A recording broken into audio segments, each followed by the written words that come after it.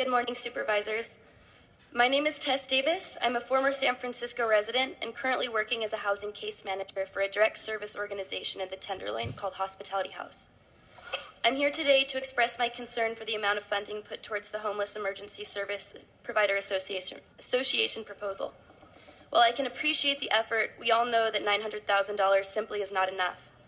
As I'm sure everyone in this room knows, or this room has recognized, the number of folks sleeping on the streets has drastically risen in the last few years. And as we continue to allow skyrocketing rents, unjust evictions, and our housing stock to rapidly diminish, we continue to allow our number of homeless to grow. Every day, I'm overwhelmed with eager faces at my office door, ready to fill out more housing applications, and I have to tell them there just aren't any more. I also have to tell the hundreds of people who are trying to find housing that if they plan to stay in San Francisco, which many of them have no other choice as their service providers are here, that they will be waiting well over 4 years for something they can afford. I have to tell them this and somehow remind them to keep hope, to remember that life is worth living, even if it's on a sidewalk or in an alleyway for the next 5 years. And try breaking this news to a 63-year-old woman who spent her whole life working a union job in San Francisco, born and raised here, then raised her own children in the city, and now she's on retirement, battling a number of health issues and sleeping in shelters and doorways. I have to tell this woman while she cries to me that she's scared that she won't make it through the night. I have to tell her, well, if you're really lucky, maybe it'll only be 3 years until we find you a home. This is a story of hundreds and thousands, and while it sounds hopeless, I still believe there is hope, and that we have an opportunity to address this epidemic directly. We can give more funding to the HESPA proposal. This proposal would house 600 more households, and it would keep thousands of more individuals and families in their housing so we don't continue to expand our number of San Franciscans on the street. Investing in this proposal is a true investment in the people of San Francisco. Thank you. Thank you. Next speaker, please.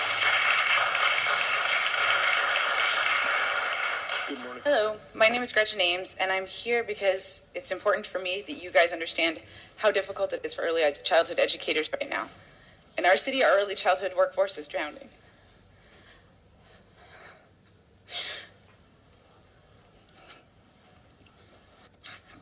The reality is, I love working with children, and I can't afford to in this city.